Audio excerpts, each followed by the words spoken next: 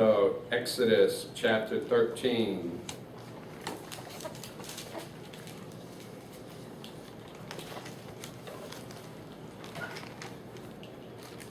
Okay, chapter 12, what happened? Okay, in chapter 12, Passover happened. So remember, Passover. Explain to me what means Passover. What happened? Okay. In Exodus chapter 12, it happened, history, true, Jewish people. What happened? Remember? No? Okay. Okay. Remember, Moses met with the Pharaoh again and again and again and again and again. He said, God said, let my people free. Pharaoh, stubborn, right?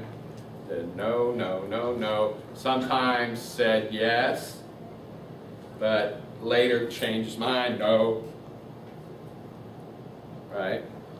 So what happened? God do against the king, and all the Egyptian people suffered much because stubborn king.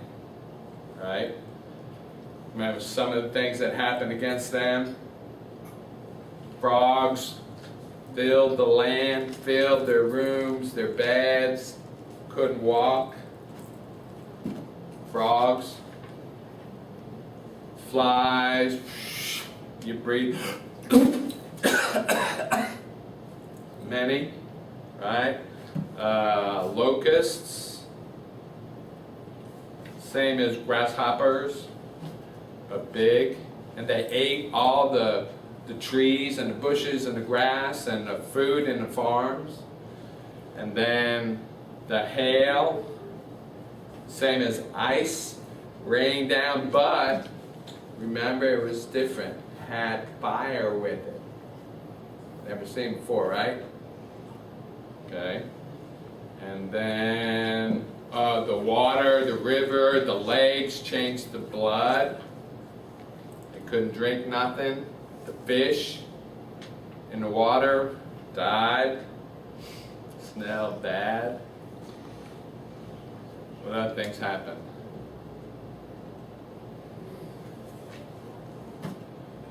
Oh yeah, on the bodies of the people, they had boils, just like sores, hurt.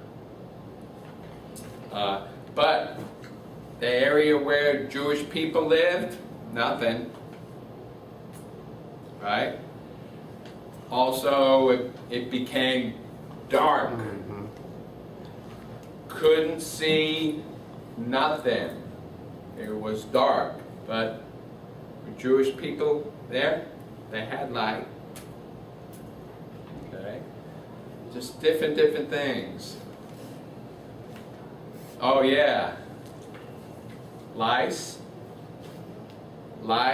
small bugs in your hair, and, right? Just different things that God sent against the Egyptian people because Pharaoh obeyed God. Okay? So, remember what's the final thing that happened against them? Remember? Right. Okay, so the last punishment against the Egyptian people, against the Pharaoh, the firstborn of people, firstborn of animals, all would die one night. Okay? But God explained to Moses that tell the people they need to prepare a sacrifice, perfect lamb, kill it, the blood on your door, paint right? And then cook the lamb in the house. They need to clean it good. Yeast they use to make bread and make cakes and different things, right? So just a little bit you add with the flour, mix it all up, and you let it wait maybe a day, whatever, and what happens? Yeah. Right? And then it's finished, then you cut it up and make, cook. Okay. So just a little bit of yeast makes it, okay. In the Bible, leaven is an example of yeast. I'm spelling it backwards. Yeast, okay? Okay, so it's an example. So God told Jewish people, clean from your house all leaven. Get it out of your house. Before. To teach an example. Just a little bit of sin. Yeah. So God commanded, clean from your house all leaven. Means same as yeast. Because yeast and leaven is an example of sin. Don't want sin in your house. Only a little bit of yeast makes it, right? So the idea, don't allow a little bit of sin in your life. Because later, maybe much sin in your life. Okay? Sometimes you think, I can sin this little bit of sin, it's okay. Maybe try some drugs or try some alcohol, whatever. But later, controls your life. Big, right? But first time, just try a little bit. Sin can control. Okay? So, that's what happened. So, that night, Passover, God told them with the blood over your door, said, when I go through the country, if I see the blood, I'll pass that house. I see another house, no blood, go in, firstborn will die. Okay? So that's the story of Passover. Okay, so now, chapter 13, it's finished. In chapter 12, the Pharaoh said, go. His son died. Pharaoh's son died. Okay, so he said, go, get out of here. Finally. So now, chapter 13, they're going. In chapter 13, verse 2, God told Moses to sanctify all the firstborn of the Jewish people, the people and the animals.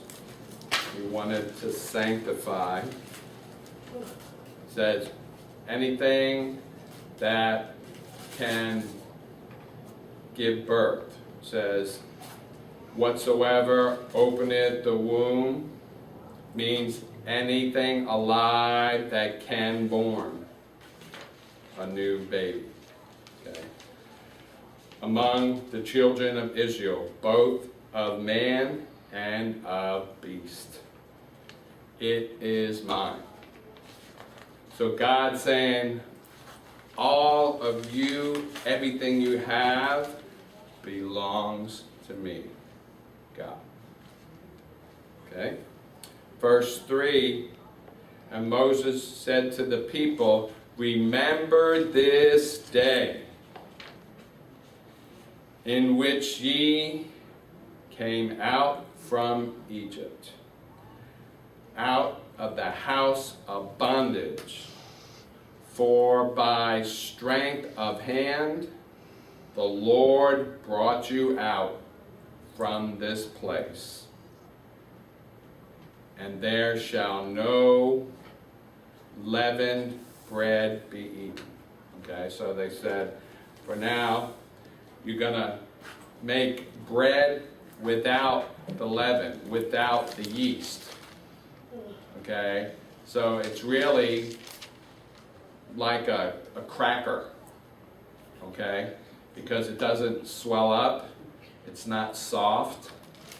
Okay, when we have the Lord's Supper here at church, we have small crackers, right, and juice when we do the Lord's Supper. Okay, so it's the same. They make the bread without yeast. It's the same as a cracker, dry. Okay. In verse 4 it says, this day ye came out in the month Abib. I was reading, it says that's the first month in the Jewish year. Okay? And it's kind of both our month, March and April. It's kind of together. But it's different year that they use. Okay? Verse 5 it says, it shall be when the Lord shall bring thee into the land of the Canaanites and the Hittites and the Amorites and the Hivites and the Jebusites, which he sware to thy fathers to give thee, a land flowing with milk and honey, that thou shalt keep this service in this month. Right? So, Moses is telling the people every year we'll have a special time to remember how God freed us from Egypt. 400 years they were slaves. But now, finally free. Okay? So Moses says we need to remember and honor this day every year. Okay? So, now he explains. Verse 6, he says, 7 days thou shalt eat the bread without leaven. And in the 7th day shall be a feast to the Lord. Verse 7. Bread without leaven shall be eaten 7 days, and there shall no leavened bread be seen with thee. Also, no leaven in thy quarters. Okay? Verse 8 says, and thou shalt show thy son that day, saying, this is done because of that which the Lord did to me when I came forth from Egypt. Okay. Here, this verse 8 is a responsibility for the dads and moms and the adults to teach the younger people. You know, maybe years later, they're preparing to remember that week, Passover. So they're cleaning out the house, no leaven, they're cleaning, preparing themselves, They're cooking the bread crackers without the yeast, right? And maybe the kids, what for are we doing this? Mom's, dad's responsibility to teach the kids, train them, explain what God did for them. The kids, maybe born later, didn't live in Egypt. They never were slaves. Don't understand. Okay? Same is true today. We need to teach the young people what God's done for us. Right? We need to teach and train. Today, we see in America a lot of trouble. Right? Some people not respecting the flag, different reasons. But a lot of the soldiers were in wars, have died protecting this country, America, right? It's true. Some of them never experienced war. Maybe their families never served in the Army or the Air Force or the Marines or whatever. Maybe they just moved to here, this country, and maybe they don't understand and know the history, and they need to be taught and trained also. Okay? So it's our responsibility to teach and train the young people what God's done for me, for you. Okay? One way that we teach is being a good example. Okay, living right. Having a right testimony. Being faithful. They see. Oh, they go to church, it's Sunday morning, every week, they gone to church. Right? So it's our responsibility. Verse 9, it shall be for a sign to thee on thy hand, and for a memorial between thine eyes, that the Lord's law may be in thy mouth, for with a strong hand hath the Lord brought thee out of Egypt.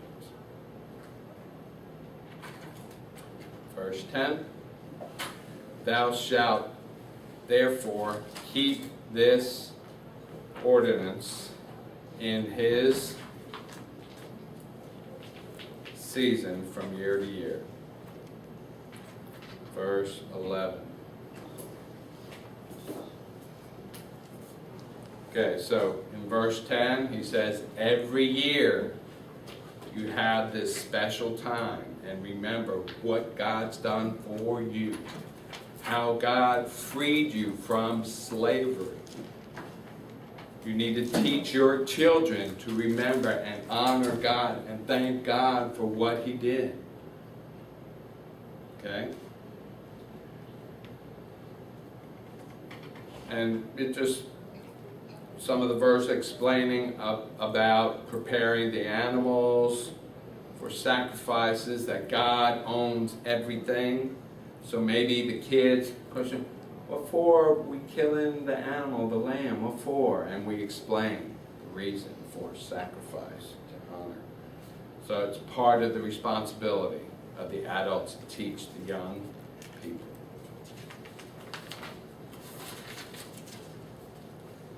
In verse 15, part of the explanation to the young people says, and it came to pass when the Pharaoh would refuse to let us go, that the Lord slew all the firstborn in the land of Egypt, both firstborn of man and firstborn of beast. Therefore I sacrifice to the Lord all that openeth the matrix, being males, but all the firstborn of my children I redeem. Okay, so just explaining in verse 15, where it says, I sacrifice to the Lord all that open up the matrix. Matrix means any person, any animal that can born a baby. Okay, it means womb. Women have it, right? Women become pregnant. Okay, animals or persons can become pregnant women. So that's what that means. All who can born babies. Verse 16, it says, and it shall be for a token on thine hand, and for frontlets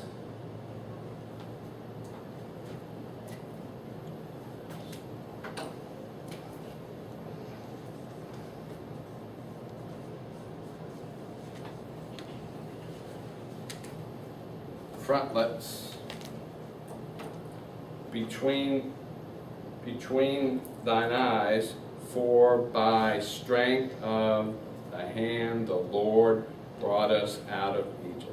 Okay, so I went on the internet searching what means frontlets. Okay, and there's some pictures here of strict Jewish people today.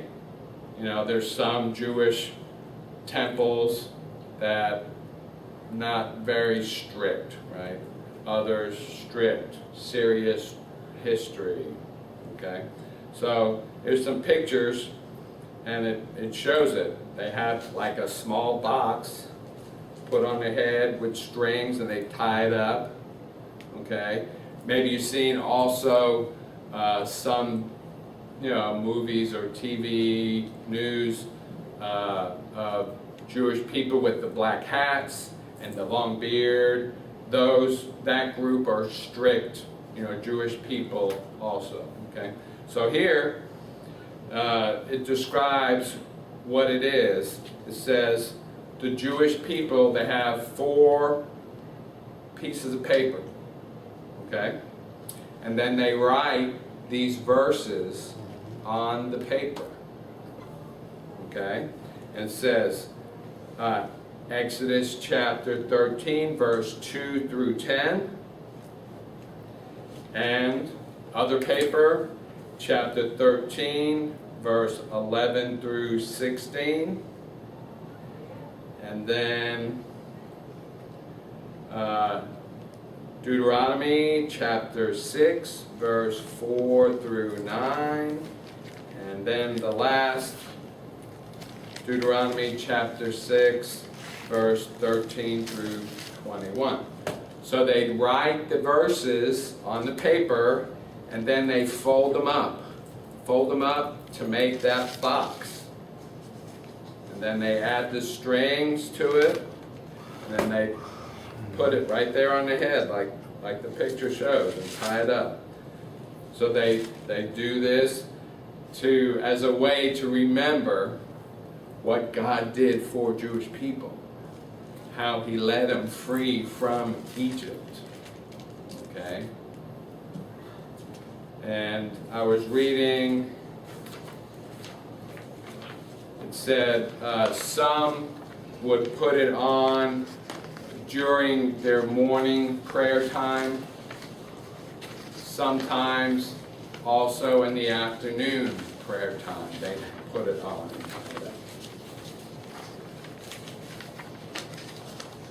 So, just interesting.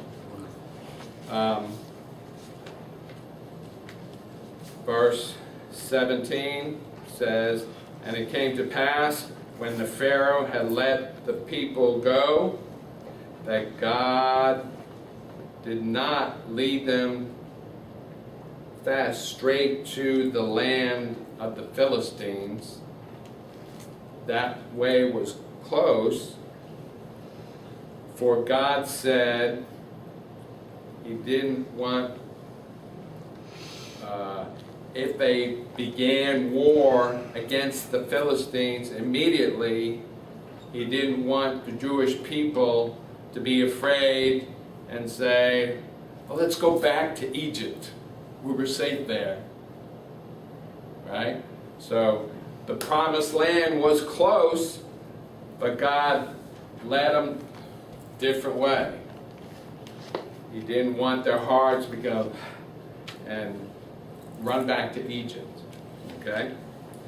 Verse 18 says, but God led the people about through the way of the wilderness of the Red Sea.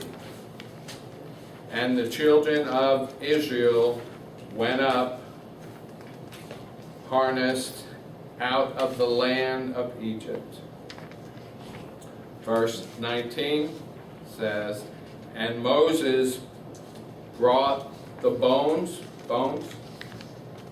of Joseph with him, for he had straitly sworn the children of Israel, saying, God will surely visit you, and ye shall carry my bones away with you. Verse 20, and they took their journey from Succoth and camped in Etham in the edge of the wilderness. Okay. Verse 21. And the Lord went before them by day in a pillar of a cloud, to lead them the way. Okay? Just imagine, God's presence was with them, leading them along. It says, and by night in a pillar of fire to give them light to go by day and night. So God's presence was with the Jewish people, okay, as they began their journey. Okay. Verse 22, he did not take away the pillar of cloud or the pillar of fire at night from the people. So it said it was always there. God's presence through the day, they could see. The children could see. The adults could see the pillar of cloud, and they'd follow it. God was leading. When it was nighttime, it was fire. They could see it. They had light. Okay? That should be a comfort for them, knowing that God was with them, leading them along. Right? Well, we'll see. Okay. So Passover is the night the firstborn of all in Egypt died. But they were safe how? Some safe how? There was that people. That was that. Yeah. Who not die? Firstborn. Why? Why? Why? Some didn't die that night. Why?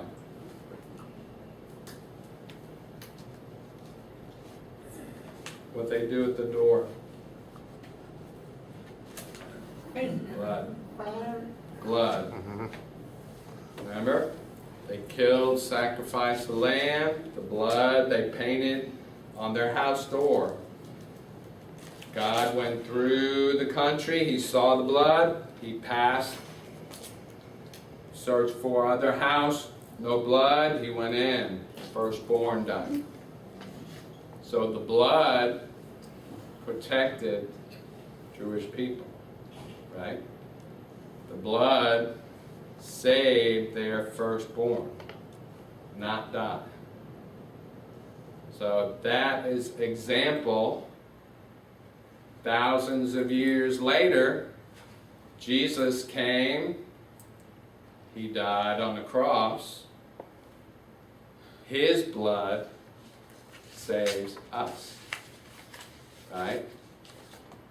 So it's an example of what would happen in the future, that Jesus' blood would save us, same as the blood saved the Jewish people, the Passover. Okay?